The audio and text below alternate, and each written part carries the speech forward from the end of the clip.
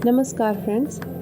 गर्मी के मौसम में आप एक ऐसा पौधा भी अपने गार्डन में शामिल कर सकते हैं जिस पर फूल तो कुछ खास नहीं आते, लेकिन उसकी जो लीव्स का पैटर्न है, जो शेड्स हैं, वो बहुत ही खूबसूरत होते हैं।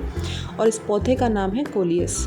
ये एक लो मेंटेनेंस और लो केयर में चलने वाला पौधा होता है जिसे आप इंडोर और आउटडोर किसी भी रूप में रख सकते हैं।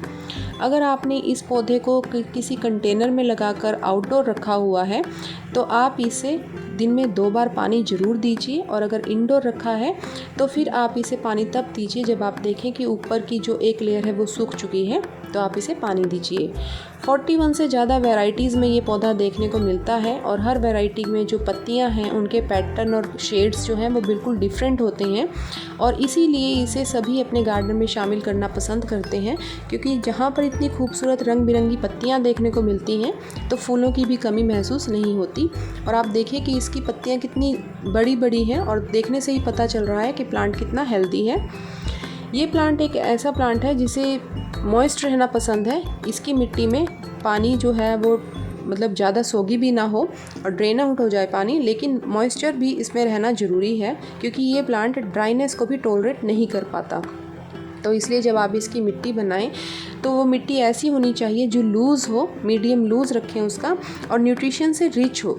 अगर आप इंडोर रख रहे हैं प्लांट को तो आप कोकोपीट में भी लगा सकते हैं, क्योंकि कोकोपीट जो है वो एक लूज़ मीडियम है जिससे प्लांट उसमें अच्छे से ग्रो कर लेता है।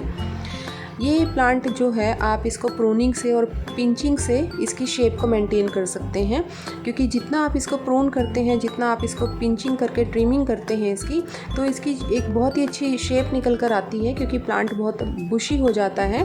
और जब इसका फ्लावरिंग सीज़न होता है, वैसे तो इसके कुछ खास फ्लावर नहीं आते, लेकिन आप उनके फ्लावर्स के भी जो ऊपर के टिप्स होते हैं उसे पिंच कर दीजिए, क्योंकि उससे फिर आपका पौधा ख़राब भी नहीं होता और काफ़ी लंबा चलता है, बहुत ही सुंदर लगता है देखने में।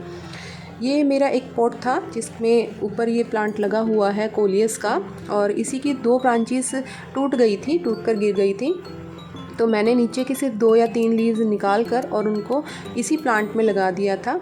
और कितने अच्छे से ये ग्रो कर रही हैं, और बहुत ही जल्दी इनमें रूट्स भी डेवलप हो गई हैं, क्योंकि ये बहुत ही फास्टली ग्रो प्लांट है, बहुत फास्ट ये ग्रोथ करता है। पोट में भी ये 36 इंचज़ की हाइट ले लेता है। बस इसे 6 आवर्स की इनडायरेक्ट लाइट चाहिए, इनडायरेक्ट सनलाइट चाहिए, जो कि आप सुबह अगर दें तो बहुत ही अच्छा है। दोपहर बाद की धूप इसे मत दीजिए, क्योंकि कई बार ऐसा होता है कि अगर आपके प्लांट को बहुत ज़्यादा धूप में आपने रख रखा है तो उसके जो कलर्स हैं, जो शेड्स हैं, वो फेड हो जाते हैं। जैसे कि मेरा ये प्लांट धूप में रखा है, तो यहाँ पर जहाँ ये रखा है यहाँ पे इसके जो शेड्स हैं वो बिल्कुल फेड से आपको नज़र आएंगे, लेकिन यही पौधा दूसरी जगह जहाँ लगा हुआ है वहाँ शेड में रखा हुआ प्लांट है ये, तो वहाँ पर इसके कलर बहुत ही वाइब्रेंट और बहुत ही सुंदर लगते हैं देखने में, बहुत ही ब्राइट कलर में ये वहाँ पर है पौधा। तो इसलिए ये इसके ऊपर डिपेंड करता है कि आपने अपने पौधे को कहाँ रखा हुआ है। अगर आपने कहीं शेड में रखा हुआ है और उसमें मॉइस्चर को मेंटेन करके आप रखते हैं तो उसके जो कलर्स हैं, उनकी जो ब्यूटी है, जो स्टनिंग उनका कलर है, वो बिल्कुल बना रहता है। लेकिन अगर धूप में रखा है पौधा तो आप पानी तो देते हैं उसमें, लेकिन उसकी जो लीव्स का जो कलर है वो फेड होना शुरू हो जाता है। तो मेरे पास तो ये प्लांट बहुत सारे हैं, और मैंने लीव्स, इसकी जो स्टेम कटिंग है उसी से प्रोपोगेट करके इसके बहुत सारे प्लांट्स बना रखे हैं। तो कुछ धूप में भी रखे हैं और बहुत सारे छाया में भी रखे हुए हैं मैंने। और इसको जो आप स्टेम कटिंग से जब इसको प्रोपोगेट करते हैं तो बहुत ही इजी सा प्रोसीजर है इसका। तो आप कोई भी प्रूनर ले लीजिए अपना, और सीज़र ले लीजिए छोटी सी, उससे आप इसकी कोई छोटी सी ब्रांच या कोई स्टेम छोटी सी कट कीजिए। लीफ के ऊपर से आपको जहाँ नोड है, नोड एरिया से उसे कट करना है। नीचे के 2 या 3 लीव्स आप हटा दीजिए, ताकि आपको इतनी ब्रांच मिल जाए जिसे आप अच्छे से मिट्टी में दबा सकें। और जब भी आप कभी किसी भी प्लांट की कटिंग करते हैं तो आप अपने प्रूनर को या अपनी सीज़र को पहले एक बार सैनिटाइज कर लीजिए ज़रूर। जब भी आप एक सैनिटाइज किए हुए प्रूनर से या सीज़र से किसी ब्रांच को या स्टेम को कट करते हैं तो आपकी जो कटिंग है उसके ख़राब होने के चांसेस बहुत ही कम हो जाते हैं। तो इसलिए सैनिटाइज़ करना ज़रूरी होता है। तो आप इसकी बहुत ही ईजीली कोई भी ब्रांच लेकर उसे मिट्टी का जो आपने मिक्सचर बना रखा है, जिसमें कि सैंड मिक्स करना ज़रूरी है क्योंकि इसको वेल ड्रेन मिट्टी चाहिए। और आप उसको न्यूट्रिशंस देने के लिए उसमें वर्मी कंपोस्ट या काउ डंग कंपोस्ट भी डाल सकते हैं, या आप इसमें परलाइट भी डाल सकते हैं। वो डालकर आप मिट्टी का मिश्रण बना लीजिए और इसे कहीं शेड में रख दीजिए अपने प्लांटर को जिसमें आपने ये कटिंग लगाई है, क्योंकि अगर आप इसे धूप में रखेंगे तो फिर ये ख़राब हो जाएगा। और पानी इसे तभी दीजिए जब आपको लगे कि मिट्टी सूख गई है, क्योंकि इसे अभी बहुत ज़्यादा पानी की रिक्वायरमेंट नहीं है, क्योंकि अभी इसमें रूट्स भी डेवलप नहीं हुई हैं। रूट्स प्लांट्स में कब डेवलप होती हैं? आप जब देखते हैं कि ऊपर की नई पत्तियां निकल रही हैं तो इसका मतलब प्लांट में रूट्स डेवलप हो गई हैं।